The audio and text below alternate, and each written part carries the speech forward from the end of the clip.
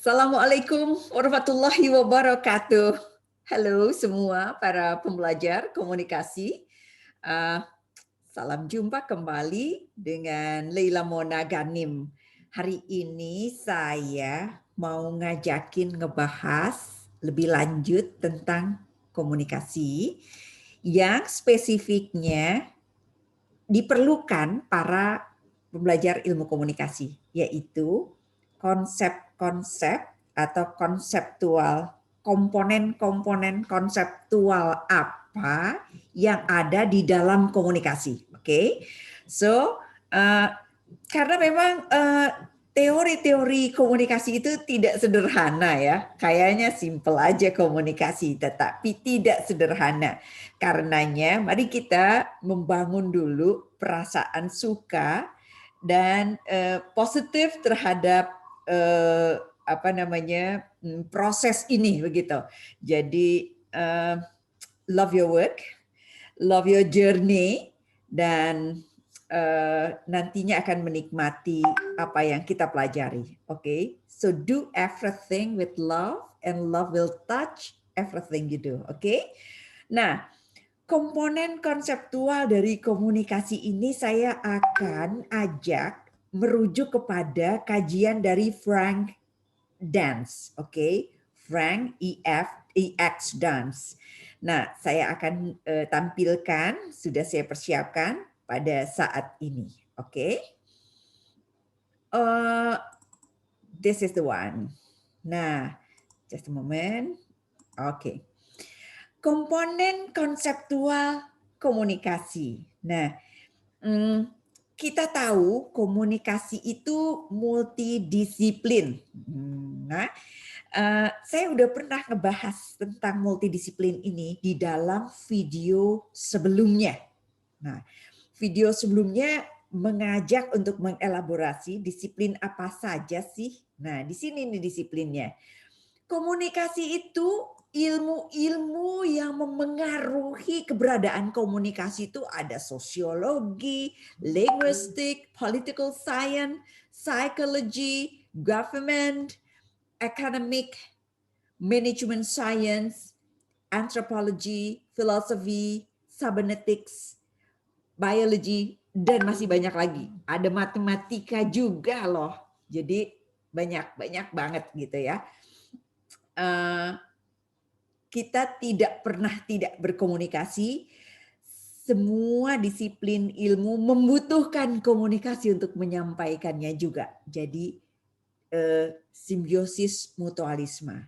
Nah, ini sudah sempat saya bahas di YouTube sebelumnya. Ini adalah kajiannya.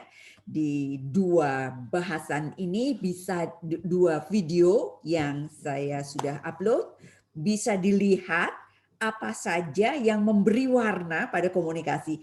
Kebetulan kajian ini saya berikan konteks komunikasi korporat, tapi dalam konteks lain sangat mungkin ya.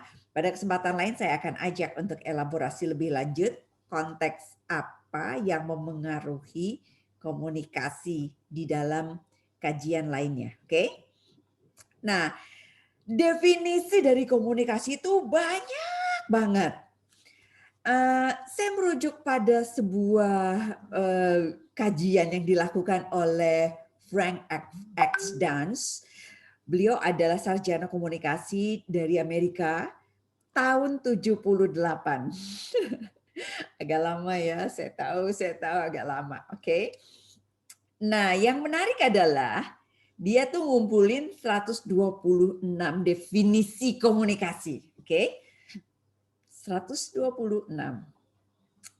Sekarang berapa ya tahun 2021? You can make it, bikin definisi sendiri aja ya. Boleh welcome ya. Nah, dari 126 ini ternyata nah buktinya komunikasi multidisiplin dan beragam. Nah ya. Ternyata isi dari 126 yang dikumpulin ini beda-beda. Penekanannya, artinya, cakupannya, konteksnya gitu ya. Misalnya ada ahli yang ngelihat, oh ternyata saluran itu penting loh, misalnya ya. Ada ahli yang bilang medium is the message gitu ya. Marshall McLuhan fokusnya ngelihat medium loh, medium penting banget gitu. Nah, ada lagi yang berfokus ke tujuannya gitu ya. Nah, beda-beda, oke, beda-beda. Jadi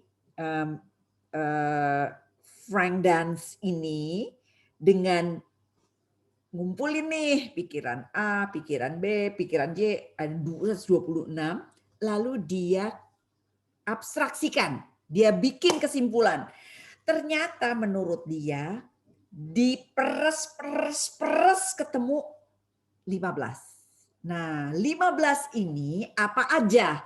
Menurut saya ini kenapa menarik, meskipun ini udah lama. I know ini udah lama, oke? Tetapi saya mau bilang, komponen yang diabstraksikan oleh Frank Dance ini masih bisa kita lihat sebagai komponen komunikasi yang memberi dasar cukup baik dalam kita memahami ilmu komunikasi. Oke, please feel free karena ini ilmu sosial. Please feel free untuk menambahkan, begitu ya. Ilmu pasti saja sudah sangat boleh untuk dikembangkan, apalagi ilmu sosial ya, yang perspektifnya bisa beragam-beragam. Nah, Frank Dance, sekali lagi saya tadi sudah jelaskan, menemukan ada 15 komponen konseptual pokok dalam komunikasi. Dan ini saya merujuk pada kajiannya Sejaya, Prof. Sasa Sejaya almarhum ya. Oke, teman-teman semua, pertama adalah komponen konseptual pertama yang penting adalah simbol-simbol. Oke. Komunikasi adalah pertukaran pesan atau gagasan secara verbal. Nah, ini dia Hoban ini merujuknya pada pertukaran pesan dalam konteks simbol-simbol dan secara verbal. Nah, benar kok, benar. Nanti kita akan lihat lagi. Enggak cuma verbal loh, ada non-verbal. Enggak apa-apa. But this is beautiful. Pertukaran pikiran atau gagasan. Nah, ini dia.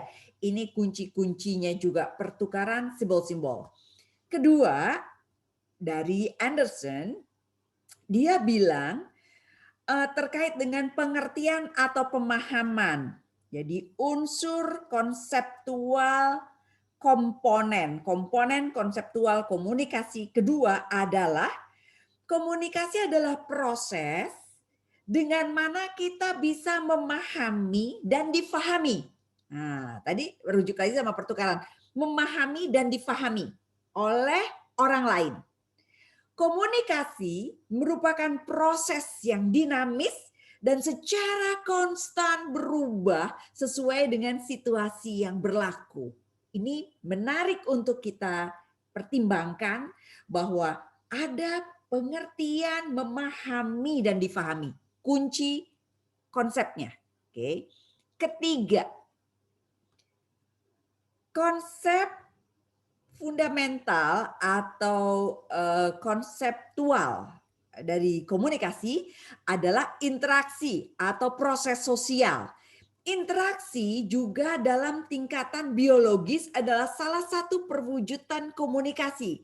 Karena tanpa komunikasi, tindakan-tindakan kebersamaan tidak akan terjadi. Jadi nih, ngelihatnya nih, orang ada interaksi, ada proses sosial, tidak dapat kita abaikan merujuk kepada adanya komunikasi. Ya, ada cara riungan, ada cara pertemuan, interaksi sosial, karena ada komunikasi. So, pay attention on communications. Keempat, komunikasi, ya, komponen konseptual komunikasi adalah mengurangi ketidakpastian. Oke. Komunikasi timbul didorong adanya kebutuhan untuk mengurangi ketidakpastian, bertindak secara efektif, mempertahankan dan memperkuat ego. Saya merujuk pada komunikasi kesehatan. Komunikasi dokter pasien. Jadi orang yang lagi sakit itu, dia itu nggak pasti berapa biayanya, durasinya sakit selama apa, kapan sembuhnya, apa dampaknya, gimana proses untuk sembuh, macam-macam pertanyaan, berapa biayanya dan lain sebagainya. Dari situ dengan adanya komunikasi mengurangi ketidakpastian, menimbulkan kenyamanan. Jadi komunikasi mengurangi ketidakpastian. Atau orang yang mau beli sesuatu produk, lalu dia mikir-mikir nih, gimana ya, apa ya, barangnya seperti apa ya, bagus enggak ya, menyelesaikan masalah saya enggak ya. Nah, komunikasi mengurangi ketidakpastian. Komponen konseptual dari komunikasi yang kelima, hasil dari abstraksinya Frank Dance adalah proses.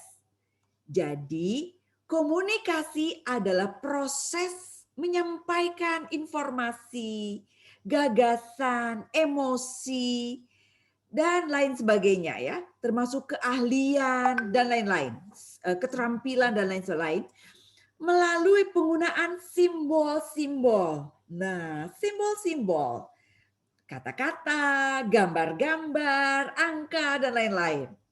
Jadi, proses menyampaikan pemikiran, gagasan, emosi. Orang marah, dia itu menyampaikannya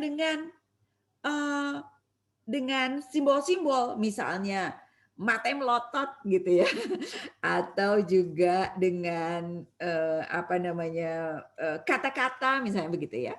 Atau orang sayang, bahasa cinta ya, ada riset-riset lain yang lebih lanjut lagi gitu ya. Bahasa cinta itu sebagai proses dari ekspresi cinta itu disampaikan dengan bisa jadi dengan kata-kata, ada dengan sentuhan, ada dengan memberikan barang ya. Itu adalah dengan penyampaian komunikasi. Jadi proses menyampaikan komunikasi, proses merupakan komponen konseptual dari komunikasi. Jangan abaikan prosesnya. Next ya. Keenam, komunikasi, komponen konseptual komunikasi keenam adalah pengalihan, penyampaian, pertukaran. Penggunaan kata komunikasi tampaknya menunjuk kepada adanya sesuatu yang dialihkan dari satu benda atau orang ke benda atau orang lainnya. Ini menurut Ayer. Kata komunikasi kadang-kadang menunjuk kepada yang dialihkan. Alat yang dipakai sebagai saluran pengalihan atau menunjuk kepada keseluruhan proses upaya pengalihan. Dalam banyak kasus, hal yang dialihkan itu kemudian menjadi milik atau bagian bersama. Oleh karena itu, komunikasi juga menuntut adanya partisipasi.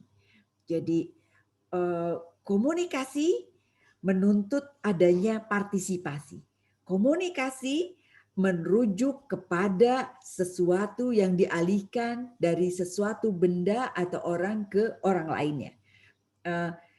Ini kita perlu kunyah-kunyah. Intinya adalah pertukaran, pengalihan, pertukaran, penyampaian. Oke, setuju. Thank you, Ayer. Next, komponen konseptual di dalam komunikasi adalah menghubungkan atau menggabungkan. Oke, komunikasi adalah suatu proses yang menghubungkan satu bagian dalam kehidupan dengan bagian lainnya. Nah, menarik sekali ya. Pernikahan adalah proses yang menghubungkan satu bagian dalam kehidupan seorang dengan bagian dalam kehidupan lainnya. Komitmen, kesepakatan, mengkomunikasikan, deklarasi, kalau misalnya di dalam Islam misalnya ya, saya terima nikahnya dan sebagainya, itu adalah penggabungan, penghubungan. Kalau di dalam keyakinan agama lainnya juga pasti ada proses penggabungan, penghubungan dan lain sebagainya ya, dari satu kehidupan atau satu bagian lainnya. Thank you Rush. Ini abstraksi yang diambil oleh Frank Dance juga menarik ya. Ke-8, Frank Dance melihat bahwa pikiran Gode ini tepat sebagai komponen konseptual komunikasi. Kebersamaan. Komunikasi adalah proses yang membuat sesuatu dari yang semula dimiliki oleh seseorang menjadi dimiliki oleh 2 orang atau lebih. Jadi dengan adanya komunikasi yang dipikir oleh 1 orang disampaikan kepada orang lain menjadi kepemilikan bersama atas gagasan. Bisa saja gagasan, bisa saja interaksi sosial dan lain sebagainya. Jadi komunikasi berhubungan dengan kebersamaan. Oke, next. Ke-9, masih dari abstraksi Frank Dance, komunikasi adalah saluran, alat, jalur. Nah, ini dia yang saya tadi sebutkan. Marshall McLuhan juga menyebut hal ini. Nah, komunikasi adalah alat pengiriman pesan-pesan kemiliteran, perintah, order, dan lain-lain seperti telegraf, telepon, radio, kurir, dan lain-lain. Nah, sekarang ini udah luar biasa dengan perkembangan teknologi informasi dan komunikasi. Komunikasi menjadi jauh lebih luas sekali, saluran, alat, jalur, berkembang luar biasa. Nah, jadi makin menarik nih isu-isu komunikasi ya. Sekarang kita lanjut komponen konseptual ke-10 menurut abstraksi Frank Dance dari kesimpulan-kesimpulan para ahli-ahli komunikasi. Menurut Frank Dance yang diambil dari Cartier dan Hardward, dia bilang komunikasi itu replikasi memori. Apa itu replikasi? Replikasi adalah memperbanyak bahan genetik. Nah, kira-kira begitu deh.